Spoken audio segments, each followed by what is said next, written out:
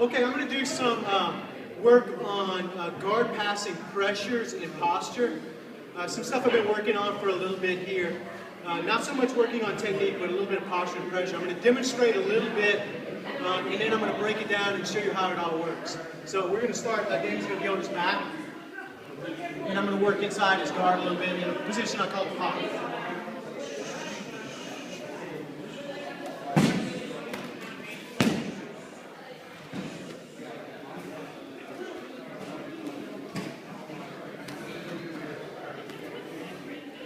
Okay, that's a little bit what the posture and pressure looks like. So let's break it down into pieces.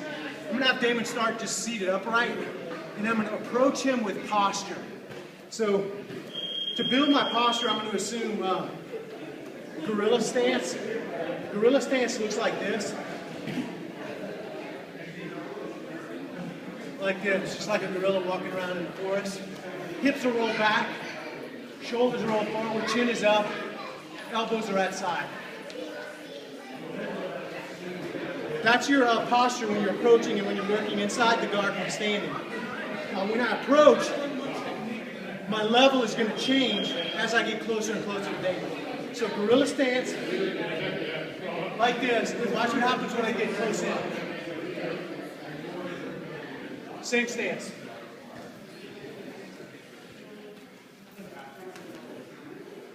Like that.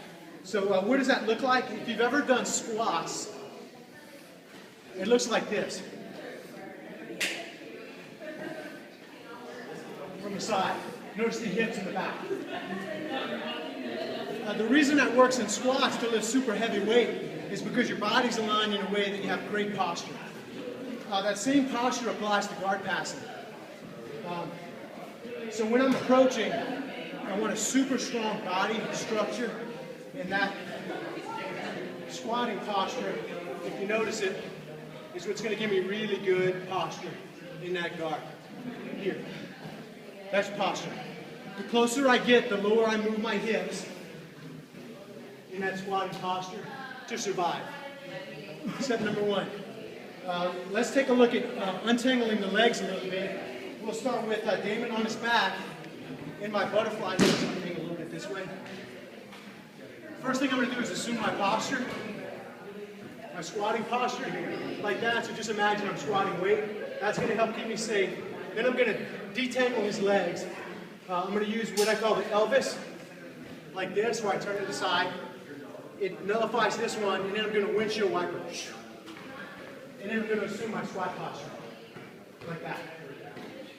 I'll do it with the other leg. Elvis, windshield wiper, squat posture, like that. Now I'm in a good spot to fight. Rule number one, keep squat posture. Rule number two, the bottom person can never touch both my legs, ever. So as I'm working with Damon in the guard, he can touch one, but he's never going to be able to touch that other one. Never going to let him touch it. His hands or his feet. This leg's off limits at all times. Rule number one, posture. Rule number two, one leg is off limits. Third rule, your two legs have two different jobs when you're working inside the pocket. Your front leg is the pressure leg. Your back leg is the steering leg.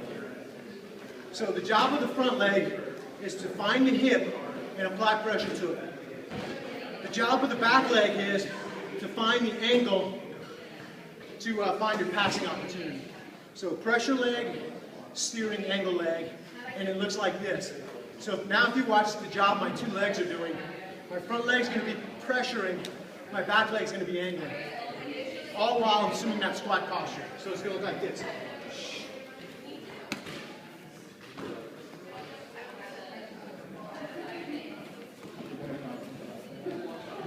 Squat posture, pressure leg, steering leg.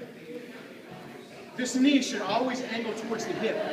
Rule in jiu-jitsu is the guy who is controlling the hip is winning.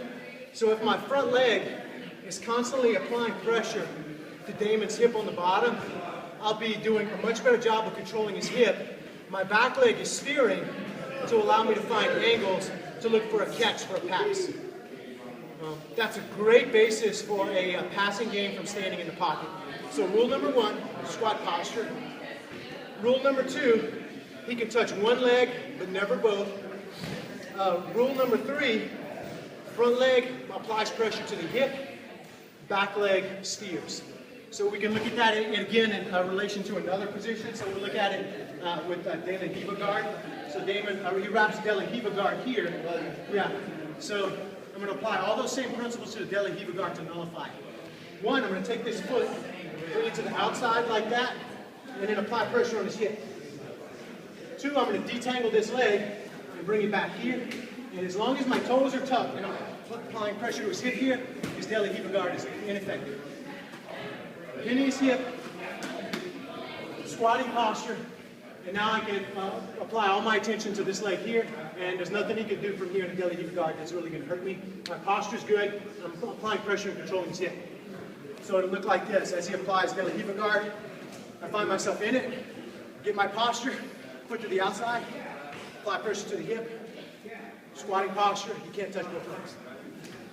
Now I'm safe. That'll allow me to find my opportunities for my guard passing. Really easy.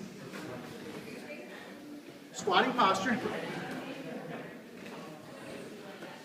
pressure leg, steering leg. You can't touch both legs. All right? From that, let's look at a couple of common catches that you can use from that fighting game to fight guard passing. Pressure number 1, back of me on the shoulder. I find this one all the time from here. So we're going to play a little bit and I'm going to find this first sort of catch for a guard pass.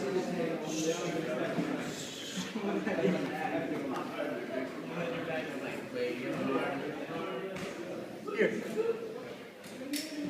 Back of the knee on my shoulder. I'm still in my squatting posture. I'm going to wrap down low here. And if I want, I can bring my knee down and catch it. What I'm not going to do is break my posture by rounding out. I'm going to keep my posture in my squat here. This really locks his hip down so I can pass this way or I can pass this way, either way. So knee over shoulder, again, my posture. There it is, catch, squat. Still in my squatting posture here, I can pass over or around. Either way. That's a real common one. Another common one is go to the outside and get the knee past the armpit. It's going to look like this.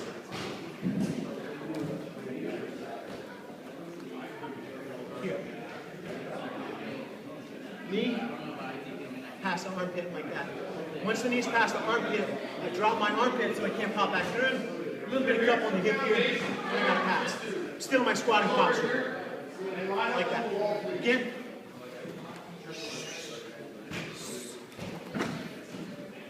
There. Squatting posture. Drop my armpit here so it can't go through. I can accomplish this from a leg drag. Like that. And then I can find my pass from here. So that's a couple of quick catches that'll give you a pass from here. I can also get to it from a roll. Now when he tries to shrink back over, right, he's running into my armpit there. And I'm going to find my pass. So everything from the beginning. Posture, squat, like that. As I approach Damon, I'm going to keep my posture, my gorilla posture. My hips are going to get lower as I get closer to him. Here. Squatting position. He can touch one leg, but not both. If I can, I want to be pressuring his hip. Pressure leg, steering leg, squat posture. That's it. 2 good catches are here, squat posture, or here, squat posture. Either one of those give you passes. That's it. To me, that's a really good game to work if you're going to work inside of what I call the pocket. Pocket is here, where David can touch me with his feet or his hands. Yeah, there. So as long as you apply those